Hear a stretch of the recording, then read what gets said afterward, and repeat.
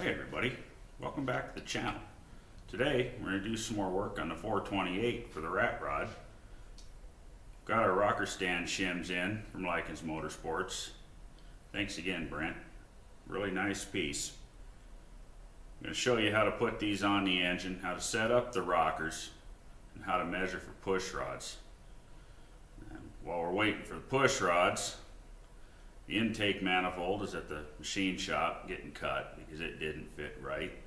Go figure, right? It's an FE and a 50-year-old aluminum intake manifold. Wasn't too far off, but it did sit a little bit high, so we had to get a little bit cut off of it. Hopefully we'll have that back sometime next week. Push rods be showing up when they show up, and we'll be ready to fire this thing up. So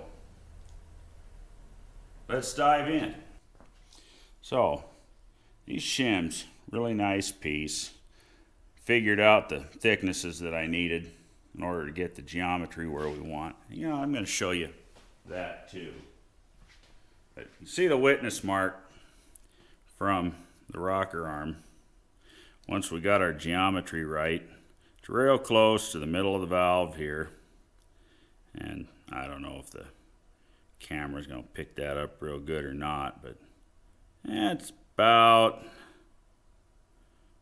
60 thousandths wide. And that's across the full travel of the intake valve lift. So what we want it towards the middle. We don't want it scrubbing across the whole top of the valve. We want a nice narrow witness pattern here. And basically the way I arrived at that was we put the rockers in on it without the shims and run it through its cycle, and it had a real wide pattern. This side was more up towards the top, so we had to move that and narrow it up so nice, get it to where we needed it. Once we figured that out, both sides, I was able to order the shims. Get the shims come in. Now if you'll notice, we got one hole in the shim is bigger than the other three. And that's because of our oiling. Now in this engine, we've got it plugged because we're going to oil through the push rods, so it wouldn't really matter. But we'll put it on the correct way anyways. The larger hole is going to go where the oil hole is. In the last video, I showed you all the shims, the stands, the end stands.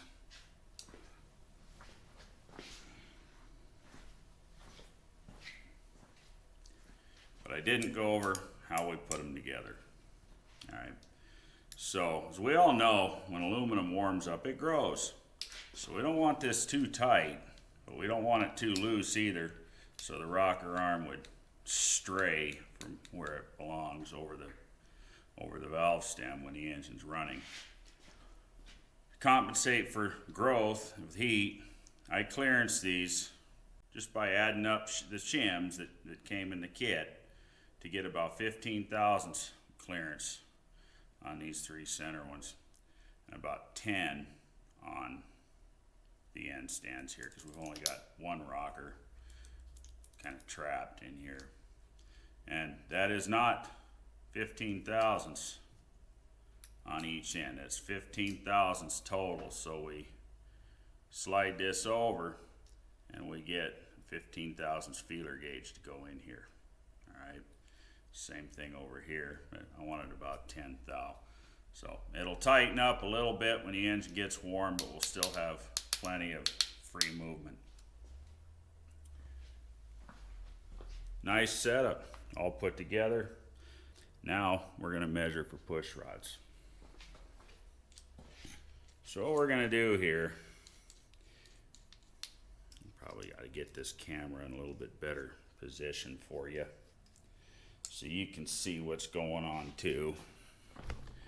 Put it behind the engine. I think we'll get a good vantage point from there.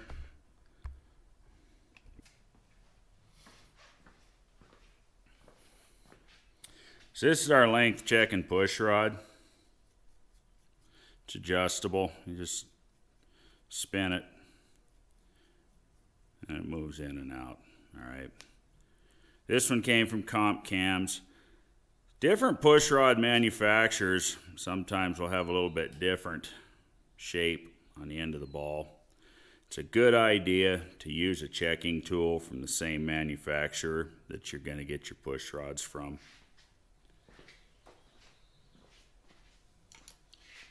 What we're going to do, and I've pumped up the oiling system in this engine, so the lifters do have oil in them. But all we want to do, grab a wrench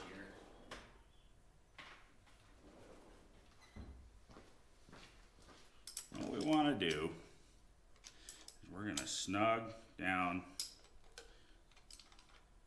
our rocker.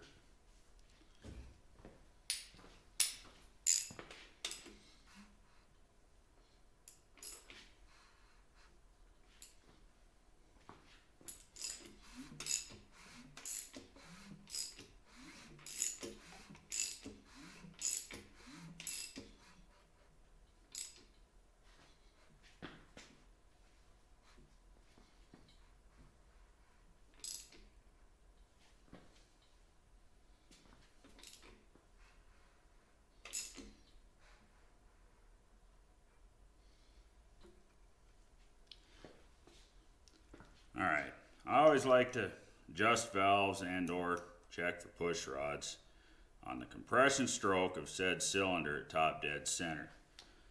Now, there's a couple ways you can arrive at that. One, you want to watch, roll it over, watch where your lifters end up. Check for top dead center by looking through the spark plug hole. Now this one I got a nicer balancer on it. Let me show you. This balancer is indexed every 90 degrees, which makes it really nice for finding top dead center quick and easy on any cylinder.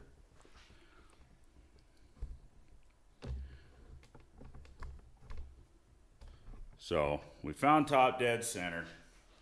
All we're going to do is we're going to run our push rod till it just touches. We don't want to try to compress the lifter at all. We'll do that math later. So we've got it set. And I always like to run the nut down. You don't need to tighten it up. It just helps keep you from accidentally moving that push rod. Okay, so our lifter is not compressed at all, just barely touching.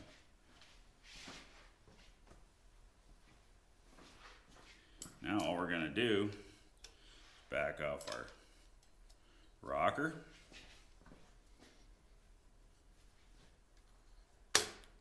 Pull up the rocker arm shaft. And then measure the push rod. Now to do this, you're going to need a little bit bigger than average caliper. Here's my 12-inch caliper. All we're going to do, I want to make sure we got the push rod nice and straight in there.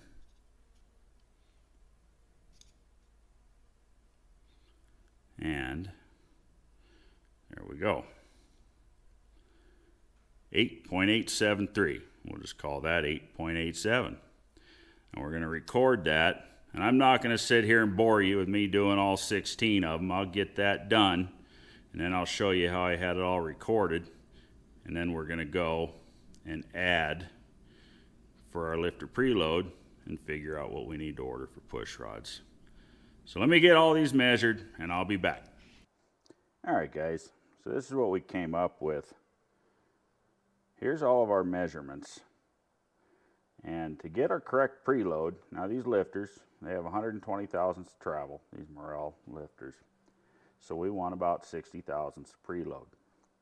So we take these numbers here and we add our 60 thousandths and we come up with these numbers here. Now, we could order each individual push rod this length custom made, and that's going to cost a bunch of money. But we can get off the shelf push rods close. Like for instance, we take this 8 and 933, we go for an 8925 off the shelf push rod, leaves us with 52 thousandths of preload. This 8920, go for an 8925, gives us 65 thousandths of preload, so on and so forth. Just go down your list, and we ended up with one that was a little bit more, 70 thousandths, but that's all right. The rest of them are in between 50 and 60 for the most part. This is going to work well. It's got us narrowed down to 3 different sizes. Again, this is what happens with older heads and older engines, and not everything matches up. So to get our preloads right, we just use different length push rods, and they have to be put in their correct locations. And we figured all this out. And this sheet, once I get my push rods, I will use it to know where to put them.